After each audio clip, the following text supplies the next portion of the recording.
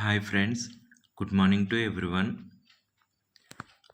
ఈరోజు వీడియో వచ్చేసి ప్రీవియస్ వీడియోకి కంటిన్యూషన్ అనమాట.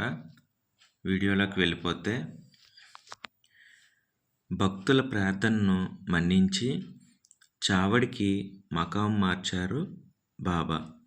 బాగా శిథిలావస్థకి చేరి పైకప్పు కూలిపోయిన మసీదుని బాగు చేయడానికి నానాసాహెబ్ కాకా దీక్షిత్లకు అనుమతిచ్చారు బాబా.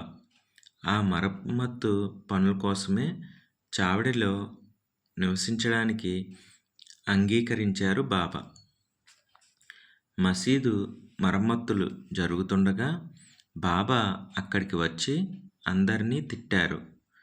పైకప్పు నిర్మించడానికి ఆధారంగా పాతిన బలమైన ఇనుప స్తంభాలను ఒక్కరే పెకిలించి పీకి పారేశారు. తన్ని వారించబోయిన భక్తుల మీదకి ఇటుకలు విసిరేస్తూ అందరినీ భయభ్రాంతులకు గురి చేశారు. ఎవరికి వారే భయంతో దూరంగా పారిపోయారు. మసీదు మరమ్మతు జరగదనే అంతా భావించారు.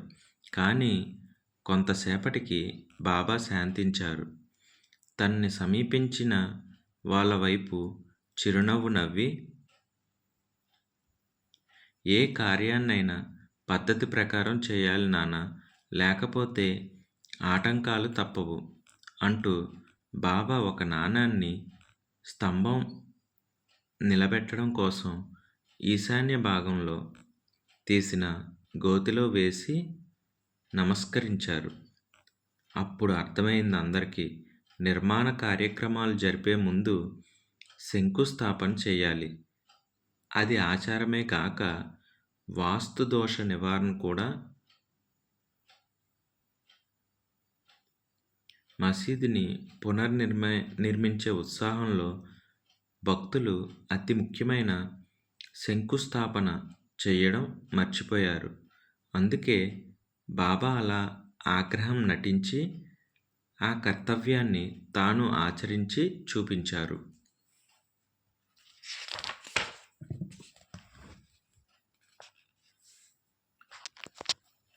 అప్పటికి బాబా పూర్తిగా శాంత చిత్తులవడం చేత శ్యామ ఆయన్ని సమీపించి, బాబా, భగవంతుడు నివసించే మసీదుకి కూడా వాస్తు పూజ అని అడిగాడు. శ్యామ, వాస్తు పూజ భగవంతుడి కోసం కాదు, ఈ ద్వారకామాయిలో కాలు పెట్టే భక్తుల క్షేమం కోసం అన్నారు బాబా.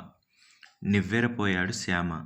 నిజమే, బాబా దర్శనం కోసం నిత్యం ఎందరో ద్వారకామాయికి వస్తుంటారు. మసీదు పునర్నిర్మాణం లోపభూయిష్టమైతే అక్కడికి వచ్చే భక్తుల క్షేమం ఏం కావాలి? అలా వచ్చే వాళ్ళ గురించి ఇంతగా ఆలోచిస్తున్న బాబా దైవాంశ సంభూతుడు కాక మరెవరు? ఈ కార్యక్రమానికి అడ్డుపడకుండా బాబాని చావడికి వెళ్ళమని నానా ప్రార్థించాడు. బాబా నవ్వి, ఇక్కడుంటే అక్కడికి వెళ్ళమంటున్నావు, అక్కడుంటే ఇక్కడికి రమ్మంటావు నానా, అక్కడ ఇక్కడ నేను లేనిదెక్కడ అన్నారు బాబా. నిర్ఘాంతపోయాడు నాన్న. సరిగ్గా అప్పుడే మహల్సాపతి ఒక వ్యక్తిని వెంటబెట్టుకు వచ్చి, బాబా, వీరు నాగ్పూర్ నివాసి, పేరు కృష్ణశాస్త్రి జగదీశ్వర్ భీష్మ అని చెప్పాడు. బాబా ఆ వ్యక్తి వైపు నవ్వుతూ చూసి, జై సచ్చిదానంద అన్నారు. బాబా అన్నమాట విని విస్మయంతో దిగ్భ్రాంతి చెందాడు భీష్మ. బాబా ముఖం వైపు తేరిపారా చూస్తూ, అర్థమైంది బాబా, 3 సంవత్సరాల క్రితం ఒక రాత్రి నా కలలో నల్ల బ్రాహ్మణుడిగా దర్శనమిచ్చి జై సచ్చిదానంద మంత్రాన్ని ఉపదేశించినది నువ్వేనని ఇప్పుడు అర్థమైంది బాబా. నాకు కలలోనే మంత్రోపదేశం చేసి ఇలా నీ దివ్య దర్శనం భాగ్యం కల్పించిన నీకు ఏమిచ్చి రుణం తీర్చుకోగలను బాబా, ఏమిచ్చి రుణం తీర్చుకోగలను అన్నాడు భీష్మ చేతులు జోడించి గద్గద స్వరంతో. బాబా నవ్వి 5 లడ్డూలివ్వు అన్నారు. ఆ మాటలకి అర్థం భీష్మకే కాదు, అక్కడున్న ఎవరికీ అర్థం కాలేదు.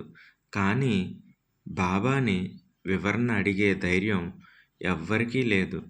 అయితే బాబా ఆశీర్వాదం పొందిన భీష్మ హృదయంలో వర్ణనాతీతమైన భావానుభూతి కలిగింది.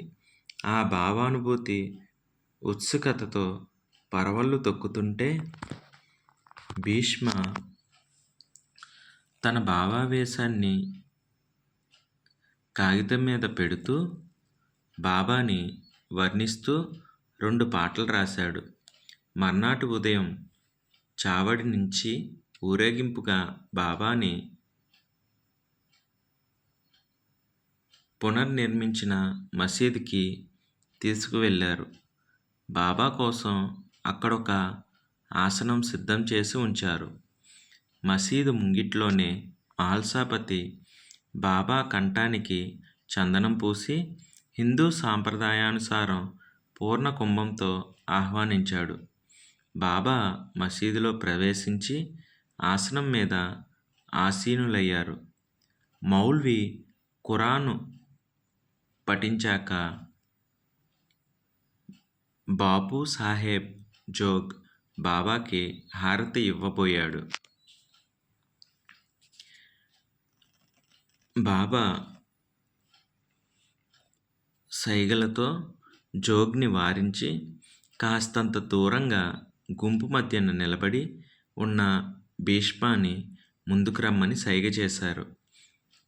అంతమందిలో బాబా తన్ని అలా పిలిచేసరికి తత్తరపడుతూ ముందుకు వెళ్ళి చేతులు జోడించి బాబా ఆజ్ఞాపించు అన్నాడు భీష్మ. నా కోసం రాత్రి 2 లడ్డూలు తయారు చేశావు కదా, వినిపించు అన్నారు బాబా. బాబా అనుజ్ఞతో ముప్పిరిగొన్న ఉత్సాహంతో భావ రాగ తాళ గాన మాధుర్య స్వరంతో తాను రాసిన 2 మధురమైన పాటలను పాడి వినిపించాడు భీష్మ. పాటలను విని అందరూ భక్తితో తన్మయత్వంలో మునిగి తేలుతుండగా జోగ్, ఇవే ఆరతి పాటలు, రోజు ఈ పాటలు పాడిన తర్వాతే ఆరతి అని ప్రకటించారు బాబా. భీష్మ ఆనంద బాష్పాలు కారుస్తూ బాబా పాదాలకి నమస్కరించాడు. బాబా అతని శిరస్సు మీద చెయ్యి పెట్టి ఆశీర్వదిస్తూ, సచ్చిదానంద, నువ్వు ఇంకొక 3 లడ్డూలు ఇవ్వాలి. నీ 5 లడ్డూలే ఇక్కడ ప్రథమ ఆరతి పాటలు. ఎవరిని ఏ సేవకు వాడుకోవాలో ఆ సేవకే వాళ్ళని పిలిచి మరీ వాడుకుంటాడు అల్లా మాలిక్ అన్నారు బాబా. ఆ దృశ్యాన్ని చూస్తూ ఆనందంతో తన్మయత్వం చెందిన శ్యామ, ఆ అల్లావి మా మాలిక్వి నువ్వే బాబా, భీష్మాన్ని రప్పించి ఆరతి పాటలు రాయించుకోవడమే అందుకు నిదర్శనం అనుకున్నాడు.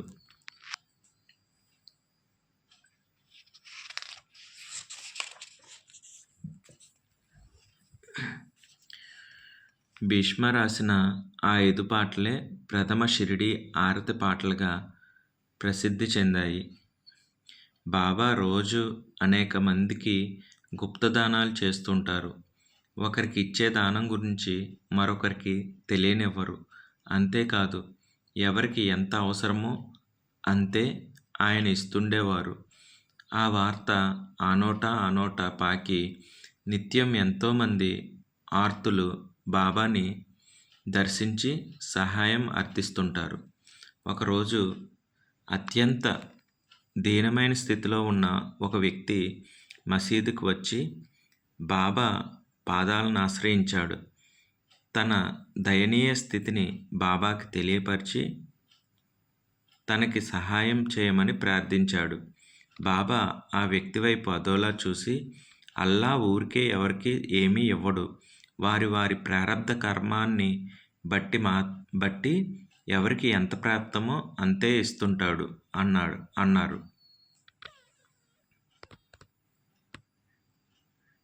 మీరే నా అల్లా, మిమ్మల్నే నమ్ముకొని వచ్చాను, మీరు ఏమిస్తే అది తీసుకుపోతాను అని ప్రార్థించాడు ఆ వ్యక్తి. బాబా తల పంకించి మసీదులో ఒక మూల పడి ఉన్న చిన్న మూటని చూపిస్తూ, నిజంగా నీకు నమ్మకం ఉంటే ఆ మూట తీసుకుపో, ఇంటికి వెళ్ళేదాకా ఆ మూట విప్పకు అని చెప్పారు. మూట చూస్తుంటేనే చాలా పెద్దదిగా, బరువుగా కనిపించింది. డబ్బు, బంగారం ఏది ఉన్నా కూడా దాన్ని వెలకట్టడం సులభం కాదని ఆ వ్యక్తికి అనిపించింది. అతడు ఆనందంతో బాబాకి నమస్కరించి, మహాప్రసాదం అంటూ ఆ మూటని అందుకొని తిరుగు ప్రయాణమయ్యాడు. మూట చాలా బరువుగా ఉంది. నెత్తిన పెట్టుకుని మోస్తుంటే ఆయాసం వస్తుంది. చేతులతో తడుముతుంటే లోపల వెండి, బంగారాలో, వజ్ర వైడూర్యాలో ఉన్నాయేమో అనన్న భావన కలుగుతోంది. అవును మరి, బాబా అంతటి వాడు తలుచుకొని కనికరిస్తే ఆ మాత్రం సంపద అనుగ్రహించడా? ఆ వ్యక్తి అలా రకరకాలుగా ఆలోచిస్తూ నడుస్తున్నాడు. క్రమక్రమంగా తల మీద మూట మరింత బరువెక్కిపోతోంది. అతడికి అనుమానం వచ్చింది. బంగారమో వెండో అయితే క్షణక్షణం ఇలా బరువు పెరగదు, డబ్బైనా బరువు పెరగదు, కానీ మూట బరువెక్కుతోందేంటి? ఇందులో డబ్బు లేదా? బాబా తనని మోసం చేశాడా? ఎందుకు కొరగాని ఏ వ్యర్థ పదార్థాన్నో తనకి అంటకట్టాడా అనుకున్నాడా వ్యక్తి. అలా అనుమానిస్తూ అతడు తన ఊరి పొలిమేరలకి చేరుకున్నాడు. ఇంకా కొద్ది నిమిషాలు నడిస్తే ఇంటికి చేరుకుంటాడు. కానీ అతడికి ఆతృత ఎక్కువైంది. ఆ మూటలో ఏముందో తీరా ఇంటికి వెళ్ళాక మూట విప్పి అందులో డబ్బు దశకం లేకపోతే తన భార్యాబిడ్డలు తన్ని ఎంత చేదరించుకుంటారో. అదేదో ఇప్పుడే తేల్చుకుంటే ఇంటి దగ్గర తన పరువు నిలబడుతుంది. ఆ నిశ్చయానికి రాగానే ఆ వ్యక్తి నెత్తిమీద ఉన్న మూటని క్రిందకు దించి విప్పాడు. మూటలో గొడ్డు మాంసం కనిపించింది. దాన్ని చూడగానే అతడికి ఒళ్ళంతా కంపరం ఎత్తింది. చీచి, ఎంతో ఆశపడి నమ్ముకుంటే బాబా ఇంత మోసం చేస్తాడా? నమ్మించి నట్టేటా ముంచుతాడా? ఎవరో తనకి అంటగట్టిన ఈ గొడ్డు మాంసాన్ని వదిలించుకోవడానికి తనకిస్తాడా అనుకుంటూ ఆ వ్యక్తి ఆగ్రహంతో మూట పట్టుకెళ్ళి పక్కనే ఉన్న చెరువులోకి మాంసాన్ని విసిరేశాడు. ఆ గుడ్డని నీళ్ళల్లో ముంచి జాడించి విసురుగా పైకి తీశాడు. మరుక్షణం అతడికి మతిపోయినట్లయింది. ఆ గుడ్డకి ఆ జంతువు యొక్క వెంట్రుక ఒకటి అతుక్కున్నట్లు ఉంది.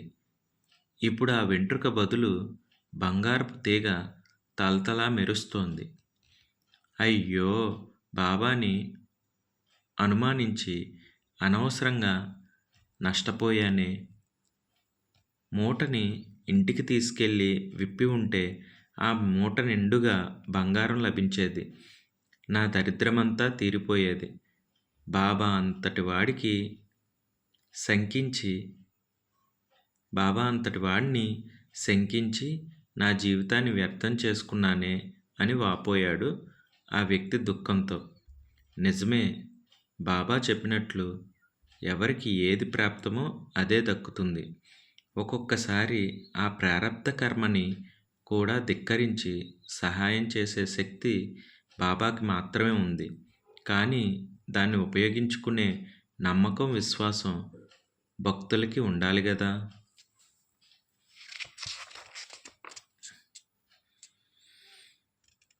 ఓకే ఫ్రెండ్స్, ఇక్కడితో అధ్యాయం 12 పూర్తయింది. నెక్స్ట్ ఈ బాబా అధ్యాయం 12లోని బాబా వర్డ్స్ని కంప్లీట్ చేసిన తర్వాత అధ్యాయం 13లోకి వెళ్తాం అన్నమాట. ఇది మన వీడియోస్ రెగ్యులర్గా చూసే వాళ్ళందరికీ తెలిసిందే. థ్యాంక్ యూ బాబా, నీ బ్లెస్సింగ్స్ వల్ల అధ్యాయం 12 సక్సెస్ఫుల్గా కంప్లీట్ అయింది. మీ చల్లని ఆశీస్సులు, దీవెనలతో అధ్యాయం 12లోని బాబా వర్డ్స్ కూడా మంచిగా పూర్తవ్వాలని మనస్ఫూర్తిగా కోరుకుంటున్నాను. Thank you God for everything. Om Sairam, Om Sairam, Om Sairam.